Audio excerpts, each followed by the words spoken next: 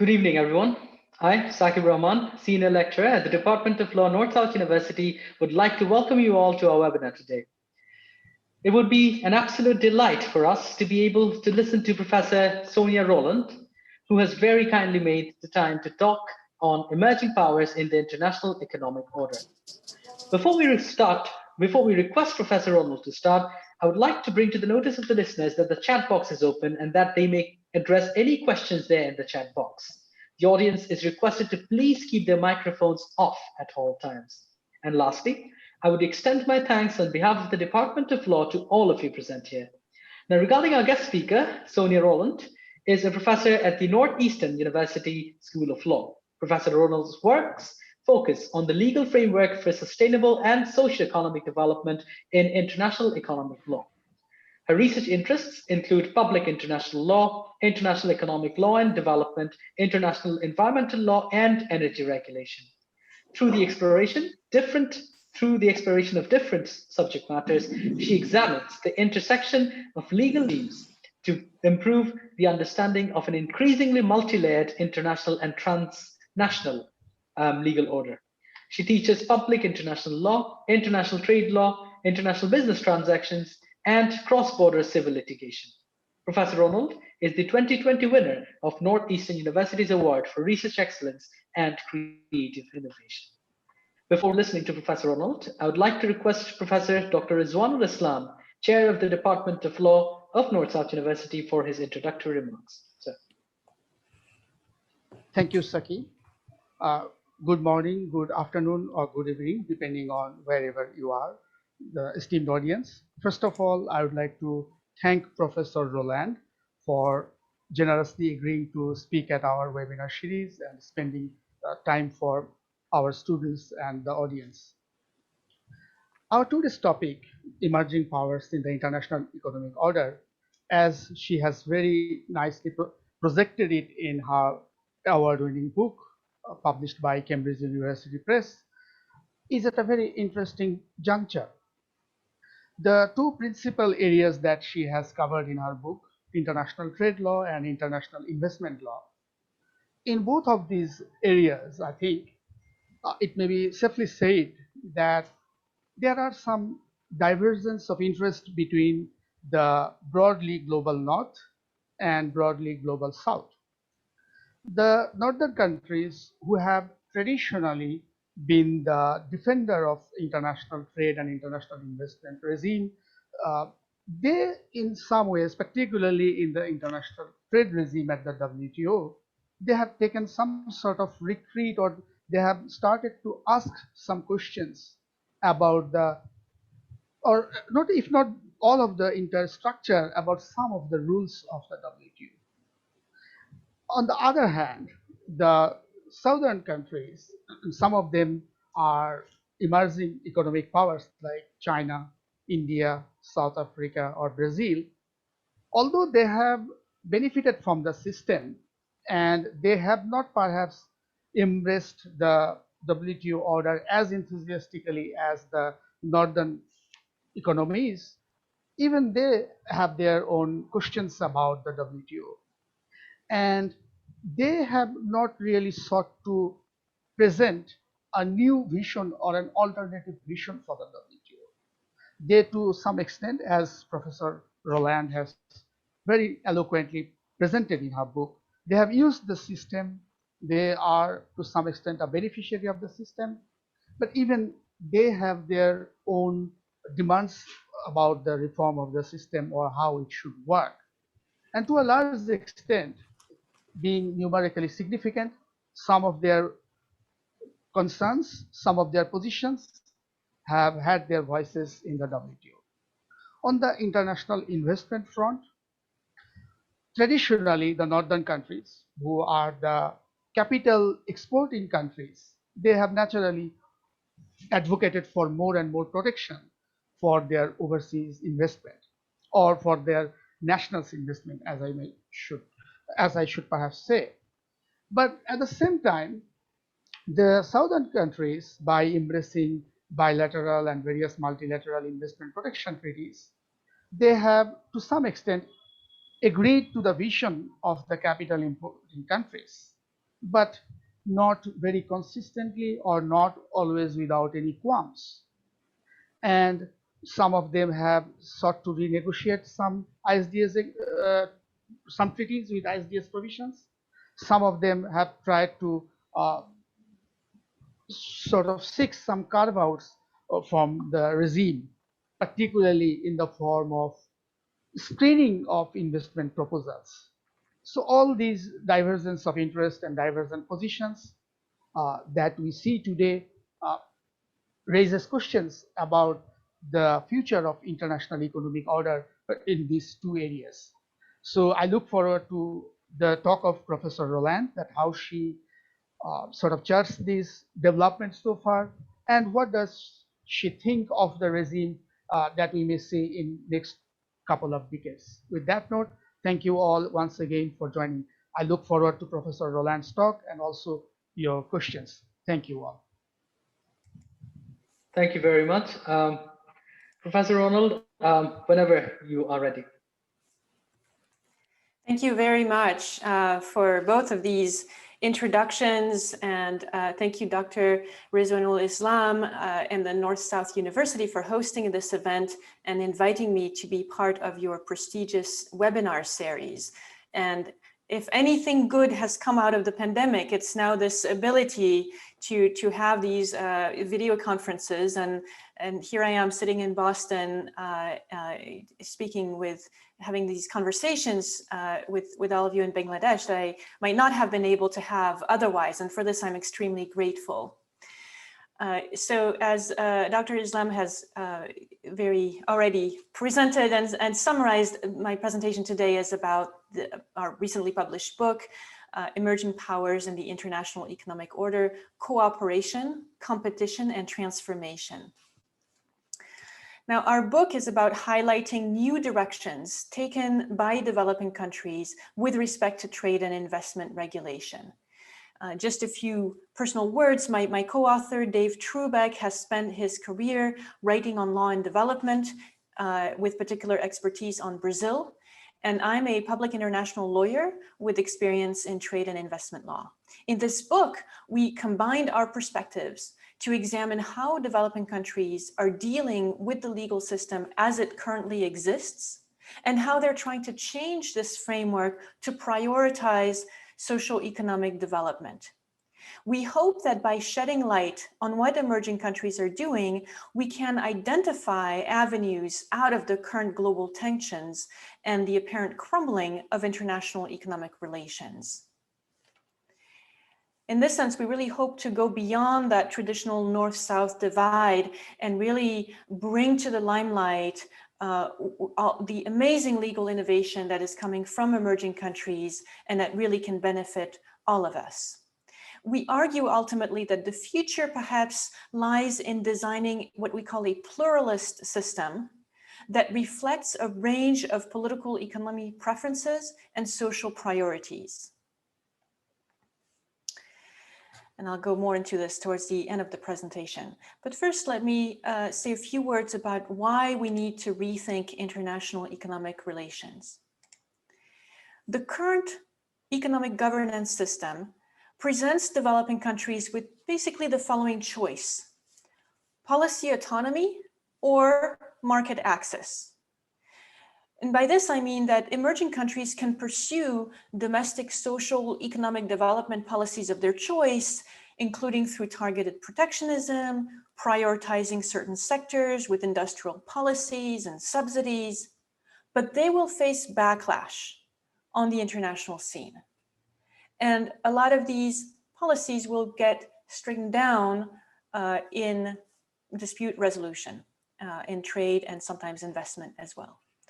Or they can play by the multilateral rules, many of which prevent the deployment of these policies, in exchange for which lies the promise of access to foreign markets.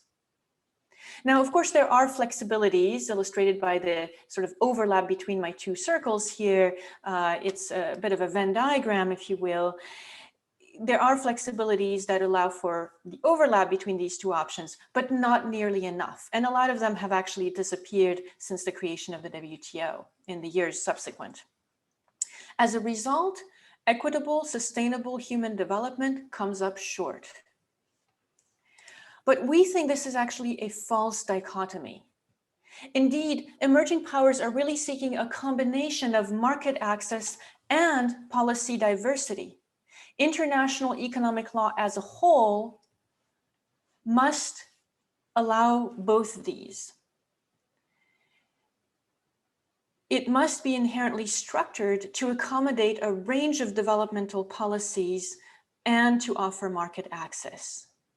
And we argue that in order to do so, international economic law must shift away from the economic efficiency objective promoted by neoliberalism and focus instead on developmental values.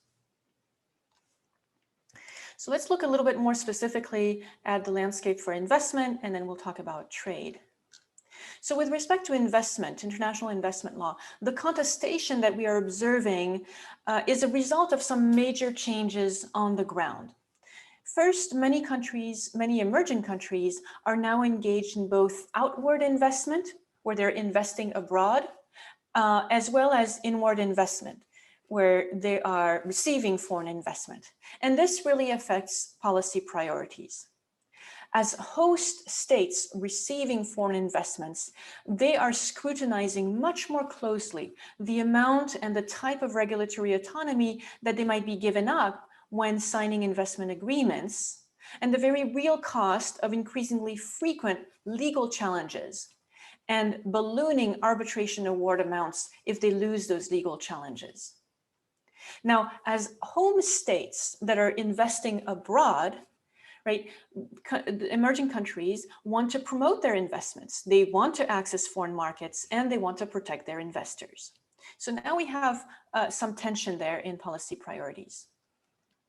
Investor-state dispute settlement has really revealed the potential legal impact of the traditional treaties, traditional bilateral investment treaties, and ultimately, I think has to some extent destabilized a system that was really originally meant to create a predictable investment environment. First, international arbitration is increasingly perceived as some form of supranational review of domestic, judicial, and administrative proceedings. And that is increasingly thought of to be too much of an encroachment on state sovereignty. And then when you look at the size of arbitration awards and the frequency of the challenges, it's just not sustainable for a lot of countries. Consider the case of Nigeria, currently facing a $9 billion award, which is about 20% of its foreign exchange reserves, probably even more now. Similarly, Pakistan is liable for a $6 billion award, which amounts staggeringly to 85% of its foreign exchange reserves. Imagine all the foreign exchange, virtually all, 85% would have to go to pay this award. And it's so unsustainable that in fact the IMF, the International Monetary Fund, had to step in and propose a bailout to Pakistan in the amount of, you guessed it, $6 billion that came around the same time as the award. So really we kind of have to wonder what is going on with the system here. It's clearly not really working the way it should. So what are emerging countries doing to reach the joint goals of market access and policy diversity in this landscape? Well, there are a number of strategies that have been deployed. This is really where we get to interesting legal innovation from many emerging countries. Some are voting with their feet. South Africa and Indonesia are letting bilateral investment treaty lapse or even outright denouncing them. And similarly, a number of countries have exited the ICSID convention, right? The convention under the auspices of the World Bank that creates the traditional investor-state dispute settlement system. Instead, South Africa and others are relying on domestic regulation, right? You just pass domestic law that applies to investment, both domestic and foreign, instead of having treaties. Now, there's some limitations to this strategy, though, because while it is possible to denounce the treaty or to exit the treaties, a lot of these traditional bilateral investment treaties have provisions in them that survive expiration, sometimes for as long as 20 years. And they allow investors to continue to make claims against the host state long after the treaty has ended. And at any rate, alongside treaty law, we also have customary international law on investment, and that continues to apply, right? You can't opt out of it. So that's both the power and the limitation of the kind of leave strategy. Another option is to try to revamp bilateral investment treaties to rebalance the rights and obligations of investors. India has gone through a redrafting exercise of its model bilateral investment treaty. That's basically what it uses as a template when it goes to negotiate treaties with other countries. And Indonesia is considering a similar move. In the African continent, we have the Pan-African Investment Code, which is also an instance of such a redrafting. And those agreements have a number of features in common. First, they tend to redefine investor and investment more specifically so that we have a better sense of exactly what the treaty applies to. Right? One question that had emerged in the past, for example, is whether foreign ownership of sovereign debt of a country counts as an investment. Right? So there's some attempts to craft this more narrowly in many cases. Another feature that we typically see in those redrafted bilateral investment treaty or model bits is an attempt to limit investor protection, limiting the scope of most favored nation clauses, fair and equitable treatment clauses, sometimes getting rid of umbrella clauses. This is again meant to roll back on some of the evolution we've seen in arbitration that has interpreted these clauses more and more broadly, more and more favorably to foreign investors. And now states are trying to rein that in, again, to circumscribe the application of the treaty to make it more predictable. A third trend that we see is obligations on investors that are now enshrined in the treaty. Corporate social responsibility, anti-bribery, regulatory compliance, right? And those obligations are explicitly framed as being on investors. Traditionally, that was just a province of domestic law, right? Foreign investors had to comply with the law of the country where they were investing. Now those obligations are elevated to treaty obligations. In a similar move, we also see some obligations being created for the home states, right? In traditional bilateral investment treaties, most obligations were for the host state, the state receiving the investment. Now we're seeing obligations on the home state to assist in policing their own investors' activities abroad. And we also see some, with respect to host states, we see more and more carve out of some regulatory areas. So these are areas where the host state is saying, that's not subject to international arbitration challenge or even not subject to treaty disciplines. Right? And it's not just emerging countries doing that, but we also see some old investment countries, investor countries that are doing that. Think about Australia with respect to regulatory carve-outs in the area of public health, to deal with smoking, anti-smoking policies, that sort of thing. And finally, those revamped treaties also try to create a more stringent framework for investor-state dispute settlement. Again, to try to bring back predictability to the system so that everybody knows what they're up to, rather than seeing the system proliferate in directions that were not necessarily foreseen in the original drafting of the treaty. A third strategy that we're seeing is to completely sidestep the bilateral investment treaty, traditional or revamped bilateral investment treaty system, but to create other different kinds of investment agreements. And the best example here is Brazil's investment cooperation and facilitation agreements. They're kind of a hybrid between diplomatic processes and a legal framework. Along the same lines, we can also mention the Bolivarian Alliance for the People of Our America, ALBA, their move to create a regional investment arbitration alternative to the World Bank system. The idea being it's going to be arbitration by Latin Americans for Latin Americans, with more awareness and attention paid to developmental issues. But we can also, in that category, put the EU-led push to create an international investment court, a permanent investment court, which in many ways is aligned with some of the concerns voiced by emerging countries with the current dispute settlement system, right? So innovating, creating new agreements, new institutions.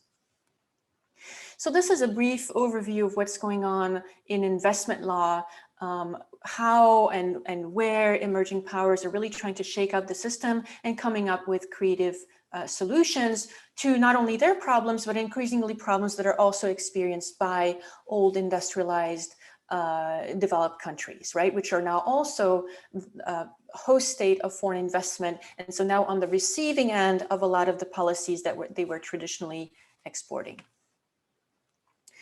Let's now have a look at trade. In the trade arena, the main triggering factors for change are the failure of the Doha round at the WTO. So the World Trade Organization had launched a negotiation round in 2001, which was meant to address a lot of issues raised by developing countries. And unfortunately, it was a very wide agenda. And unfortunately, not much has been delivered on this agenda.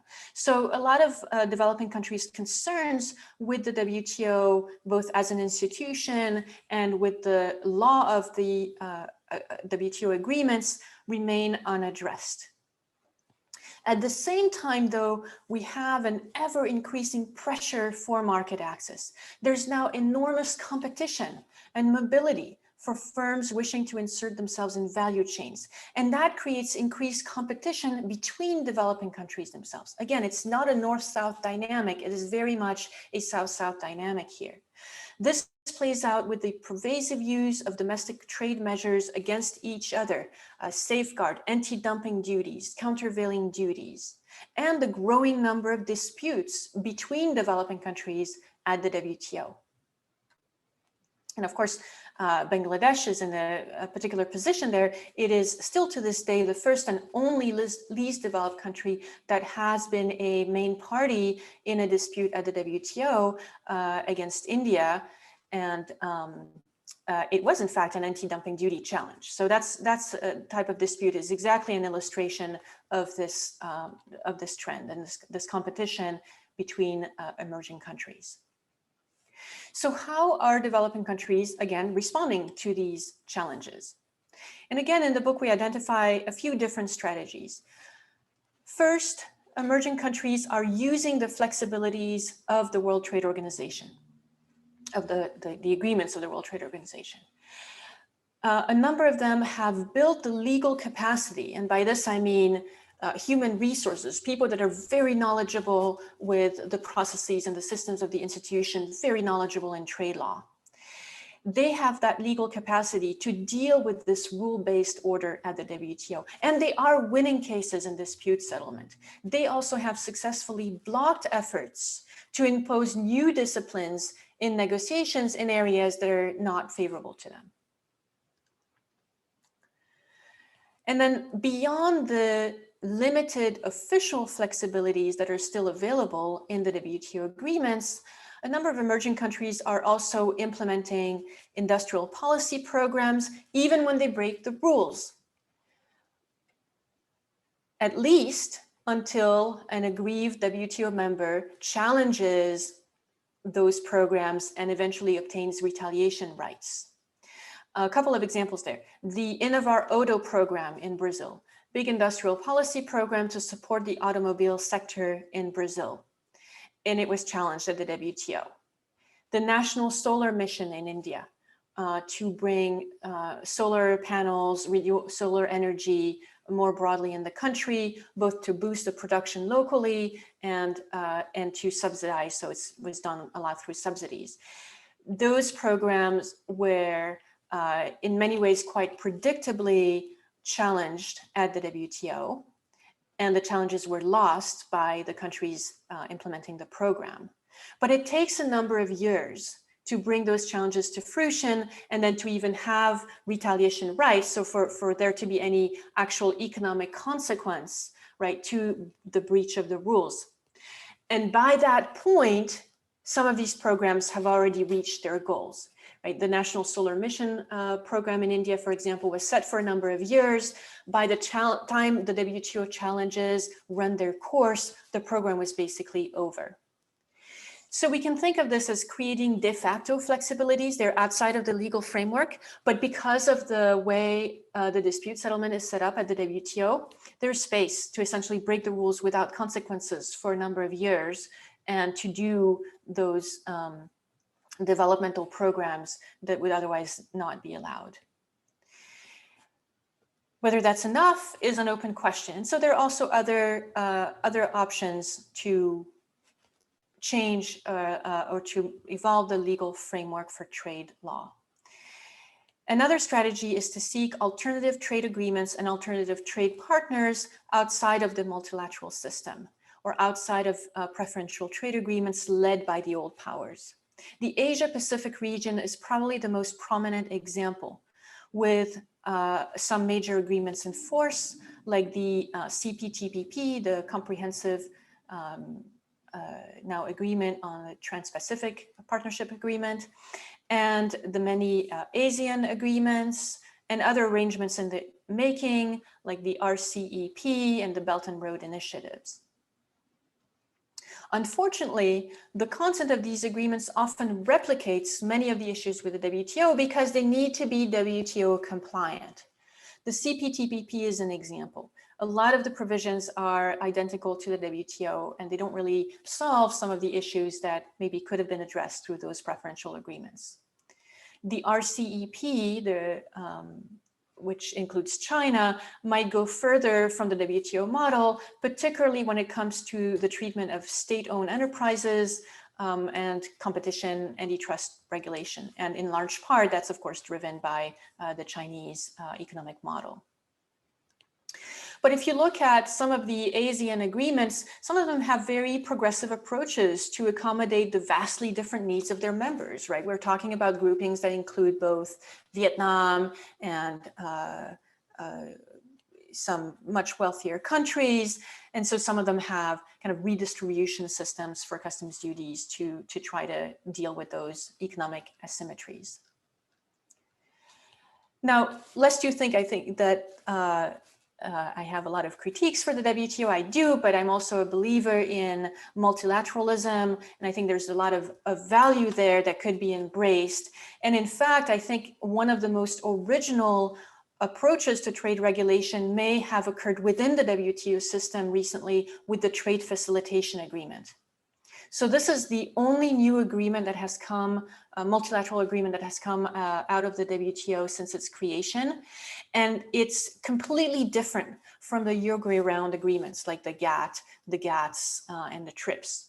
Instead of creating sort of main obligations that everybody has to comply with, and then with only flexibilities at the margins, which is what the old WTO agreements do, the Trade Facilitation Agreement creates a sliding scale for undertaking commitments, and it creates a fund for richer members to pay for other members to implement more stringent obligations.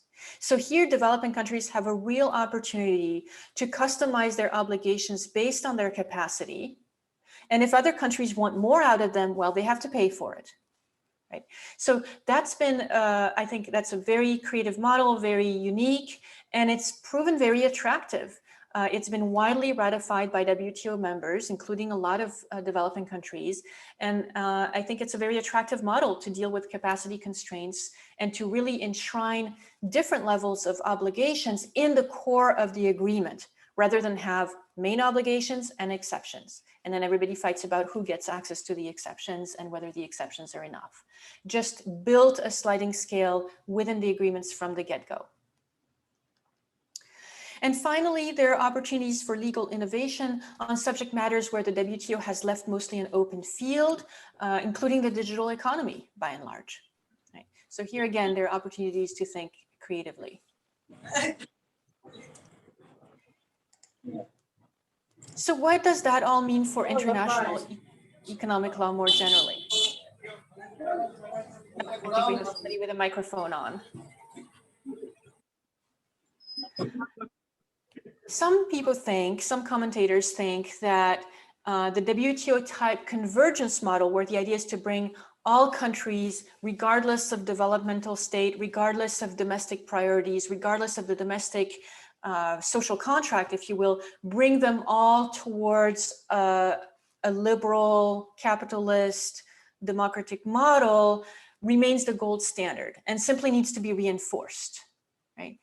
Others argue that there might be some problem with that type of convergence system, but it can be reformed to handle the current tensions. In our book, we argue that we have serious doubts whether either of those strategies is likely in practice, or even whether it's actually desirable. While the WTO will remain a cornerstone of the system, we argue that a pluralist order is already emerging and will continue to blossom. If you look at the proliferation of regional trade agreements, preferential trade agreements, that's an illustration of that trend. And the question now is, how do we foster cohesion in this increasingly fragmented system? How do we ensure that it serves its most vulnerable constituencies rather than being the law of the mightiest? In any arrangement, we argue, the key to legitimacy is first overcoming the presumption that trade trumps non-trade issues. Right? Non-trade issues is the word that trade lawyers talk for everything else: environmental, sustainability, labor, etc. Second, we need a principled approach to managing all of these coexisting priorities and coexisting agreements. We think this is what a pluralist order should strive to achieve. And there are different ways to do that. One way is to think about several types of arrangement that coexist, but that play different role. Maybe we don't need to do everything through multilateralism. Right? Maybe we have some agreements that are broad in membership, but that are less constraining from a regulatory perspective. They would inherently recognize normative diversity. They could be designed to address regulatory clashes rather than to establish common baseline obligations. In a way, they would be more in the spirit of private international law, right? Focusing on dealing with different policy and legal choices rather than trying to establish a common legal obligation. If you think of taxation of multinational companies, that might be an area where it's going to be really hard or perhaps impossible to find a common baseline of regulation because they're really fundamentally different policy preferences on taxation. Instead, what we would need is an agreement that offers mechanism to deal with legal or policy clashes and with gaps, right? So that we don't have economic actors exploiting the gaps and getting away with not paying taxes to anyone. Such agreements could be standalone, or they could take place under the auspices of existing institutions. Again, I think there's a huge value to multilateral institutions. It's going to be really hard to do that without them. And so the question is, how do we work with multilateral institutions more equitably in a way that gives voices to a broader range of constituencies? And they could be funded through the kind of commitments that we saw in the trade facilitation agreement, right? That could be a model for this kind of agreements.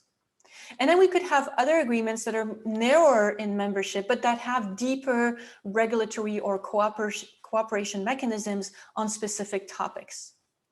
If you look at the African Union, there are lots of efforts undergoing to create, to fund, and to build a continental energy and transportation network, right? So it makes sense to have specific agreements between countries that need to get together to create this regional network.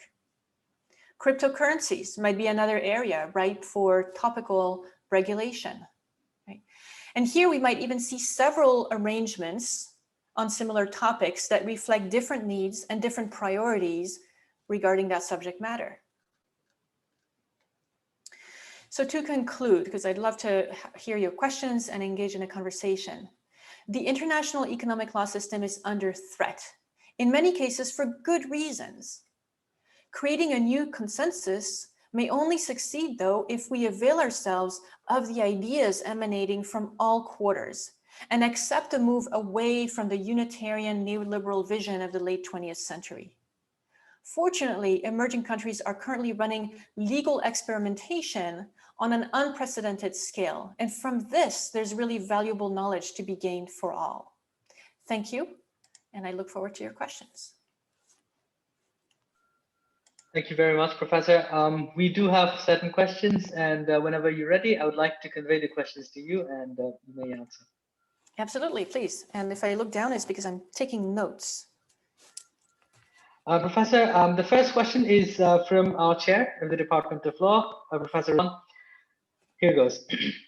If some developing countries take the exit strategy regarding investment treaties and customary international law comes into play, what potential dispute settlement body or bodies do you think that the investors or their home states may invoke? Okay, yes, that's a great question. So, and that was really one of the main points of creating the treaties, was to have a formal institutionalized dispute settlement system so that you wouldn't have to deal with it on an ad hoc basis, which was the case previously under customary law. So in a way, we're back to this customary law.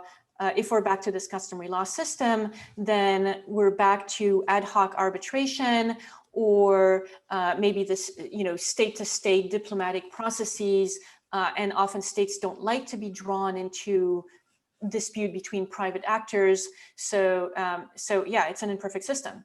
But in a way, the exit strategy is often largely precisely designed to avoid investor-state arbitration, right? It is largely in response to unsatisfactory awards that states have exited that system. Now, the argument is it might make the country less attractive as a destination for investment because investors feel like they don't have this protection and this recourse against the state. But it's not entirely clear in practice whether investment actually flees when countries are moving away from bilateral investment treaties. Thank you very much, Professor.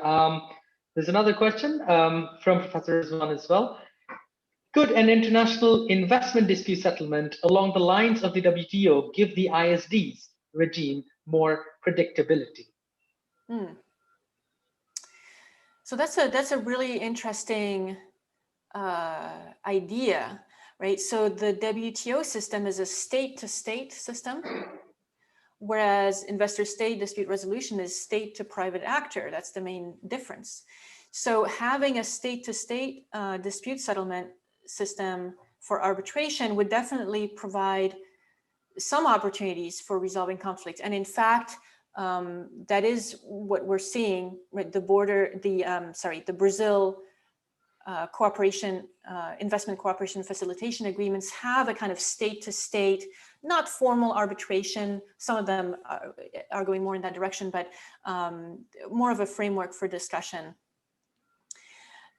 Again, the issue is states sometimes don't want to have to take on claims by their companies, right? Because states have to really arbitrage a lot of foreign relations questions, and a dispute or a claim by a private company is really a small piece of it. And so then the question is, how do they arbitrage all of that?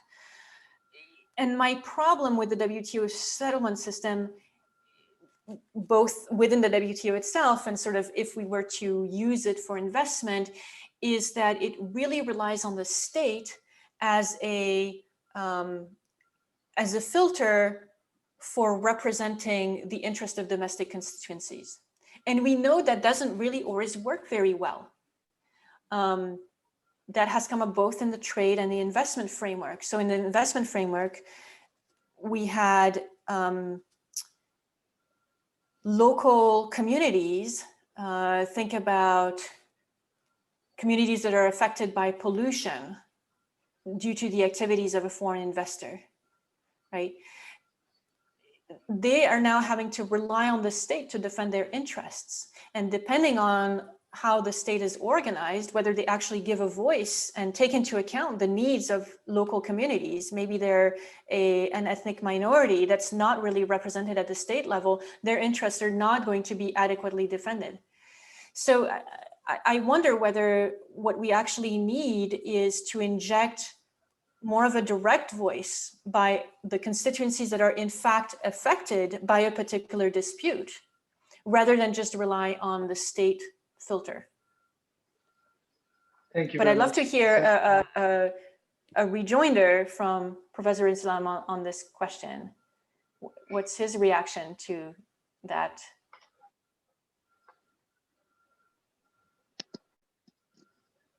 If he's able, or others. I mean, it's a very controversial idea, right? To give more direct access to domestic constituencies. But hey, if multinational corporations have it, why not the communities that are affected? Professor, so, Saquib, should I jump in? Please, sir. Well, Professor Rolland, what I would think is the regime has been structured in a way that the trade disputes, particularly I think in the GATT years, it was crafted in a way that states trade with other states, not individual businesses trading with businesses in another country. Although I do not think I have any backing from the negotiating history of the GATT, at least on this point, I have not read it as carefully as I may have read some of the other parts of the drafting history. But I think the regime has been fundamentally different on the investment front and on the trade front. And despite the negotiations, which I'm sure you are much better aware than I am, the ISDS court has never really been on the agenda at a serious level. There has been many proposals, many scholarly writings, but in the current state of things, when there is so much doubt in so many quarters, particularly I think in the developing world about the arbitral system, I'm not too sure that we would would really see these changes. But if you ask me, I would say that this is an issue that should be explored, and this should not be discarded or written off. I think that would be my take. Thank you. Yes. Yes, absolutely. And in as much as the feature you were referring to from the WTO system is having a permanent institution with an appeals level, right? You know, the EU is really pushing it and has put it into place. It's kind of still somewhat subject to full implementation, but in some bilateral agreements, so we'll see, you know, whether it really happens.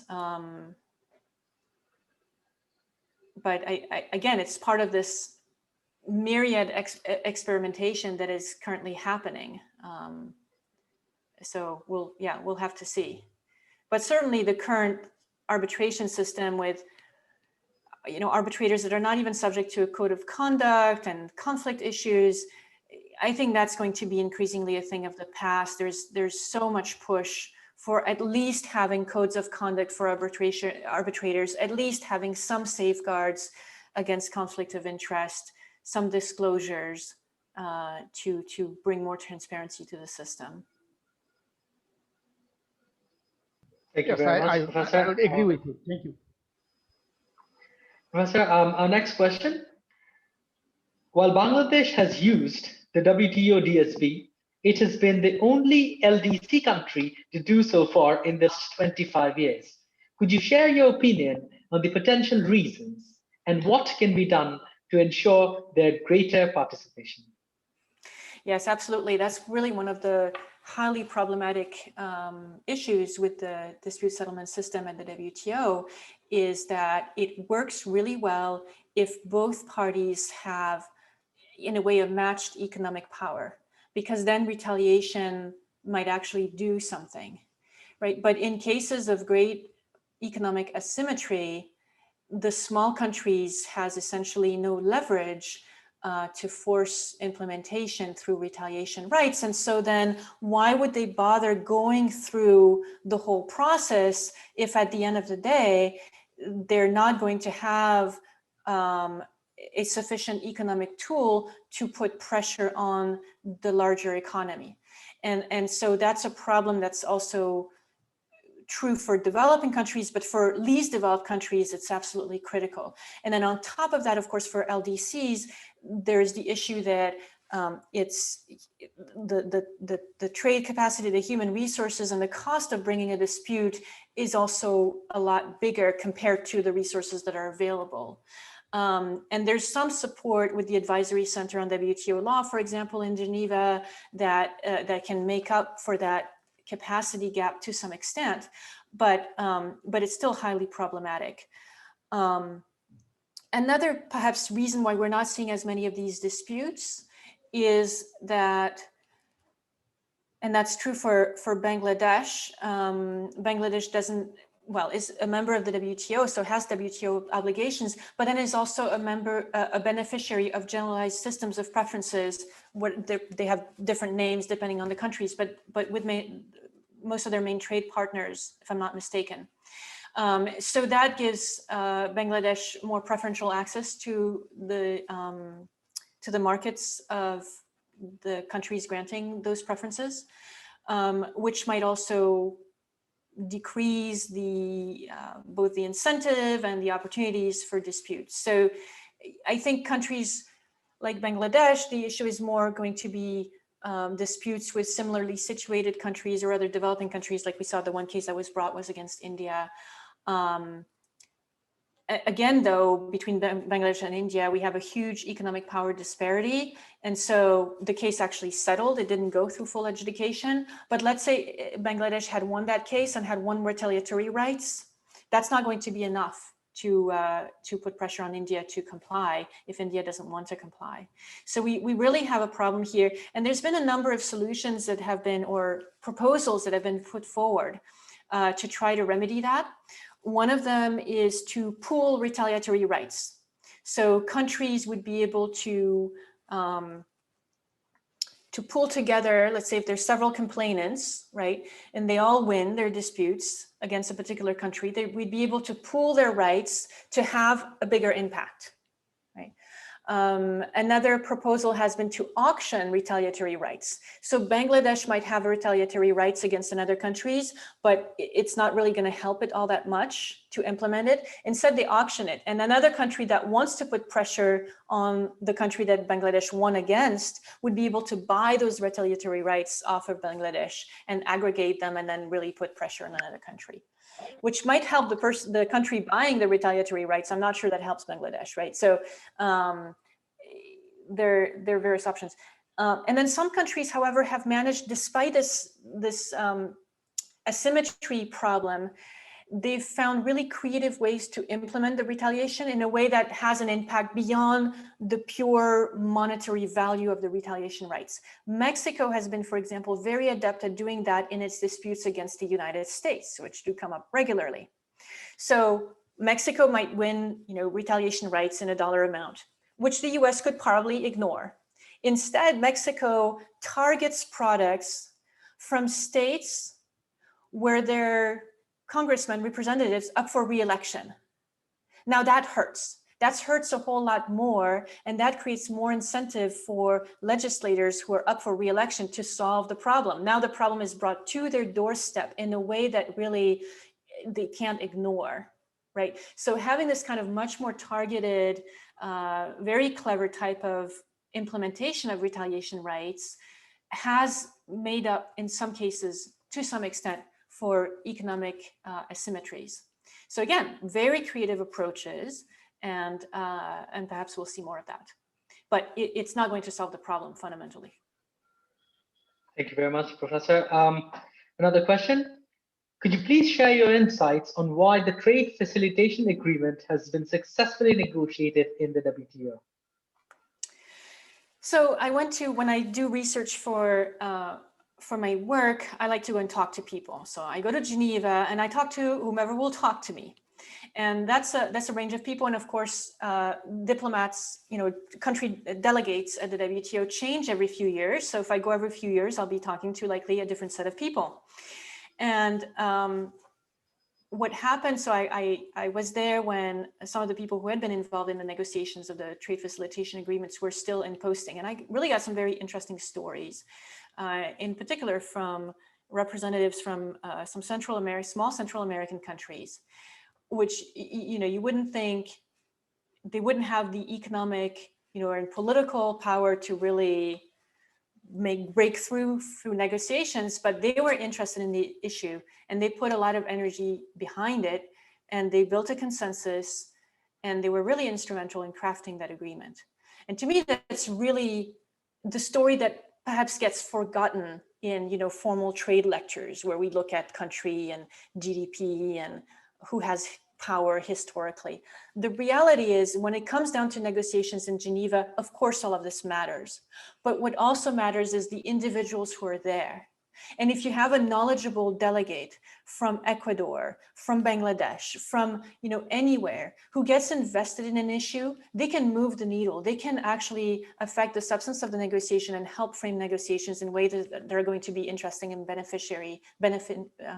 beneficial to their country's interests.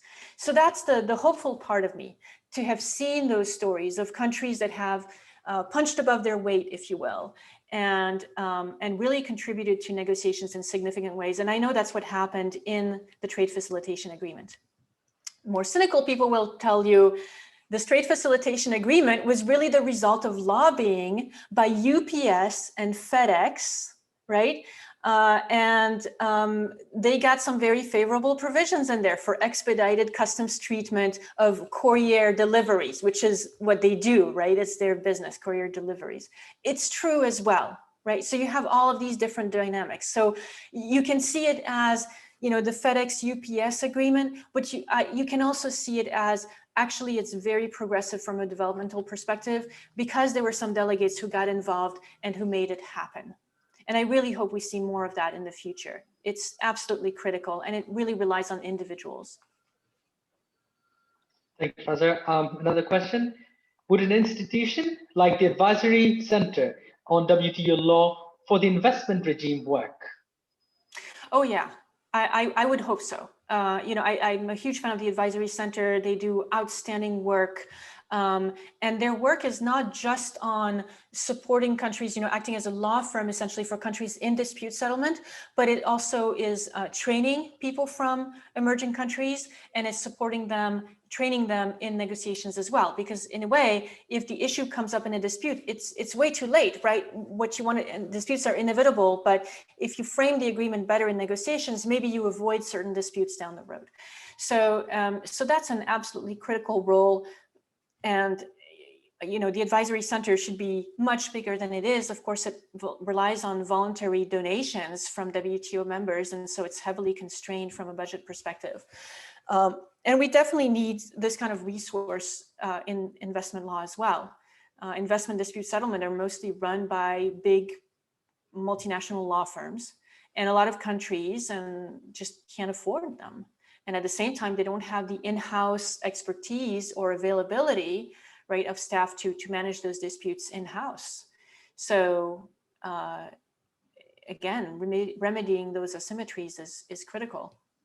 And we could certainly imagine an international, you know, non-profit law firm on investment law along the model of the ACWL. That would be fantastic. Thank you, Professor. Do you see any resurgence of the Calvo Doctrine? Somebody's been talking to my colleague at Georgetown.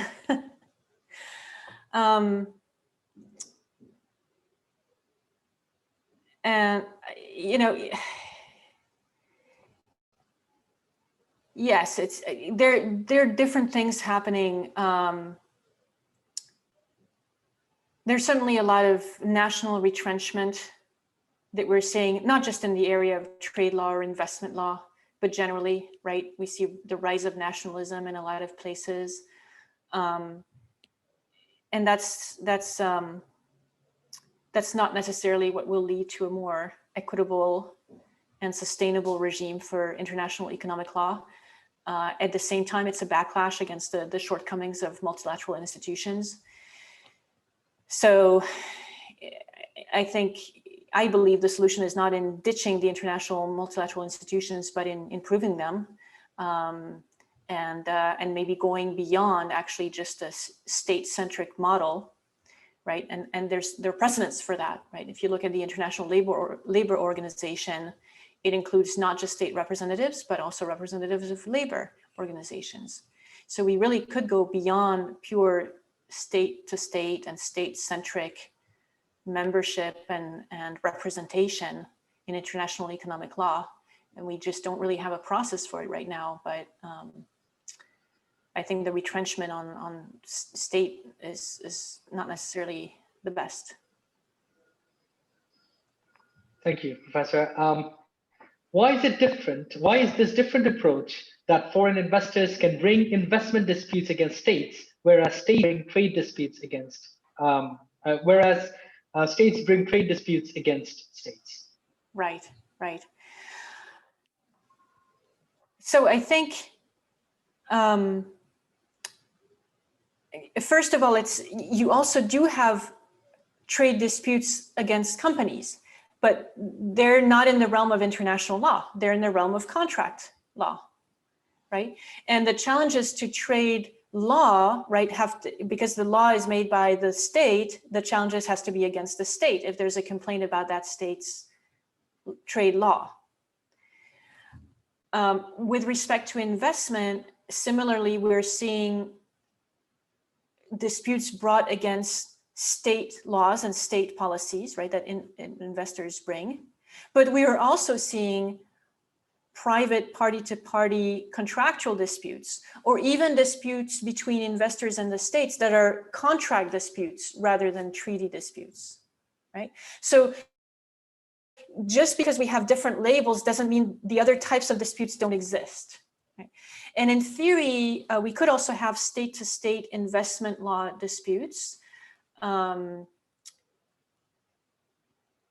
Somehow we haven't seen much of these. Sometimes they get dealt with at a diplomatic level, so they don't show up as a formal dispute, but it doesn't mean they don't exist, again, in a political and diplomatic sense. We certainly, of course, don't have this same type of WTO process for it, but we sometimes do have those kinds of disputes could go to the International Court of Justice, potentially, right, as a state-to-state dispute about a treaty, a breach of a treaty. But because the bilateral investment treaties are so asymmetric in the kind of obligations they put, right, they put obligations on the host state, but not so much on the home state. So why would you won't have as much kind of bilateral state-to-state disputes in the same way. Again, that's changing in some of the newer investment agreements that we're seeing. So maybe we will see more state-to-state negotiations and disputes, whether they get resolved in a arbitration or judicial fashion or through diplomatic fashions. Maybe we will see more of that. Thank you very much, Professor. Since we don't have time, let's just go with one more question. Sure. Why is the new international economic, just 1 second.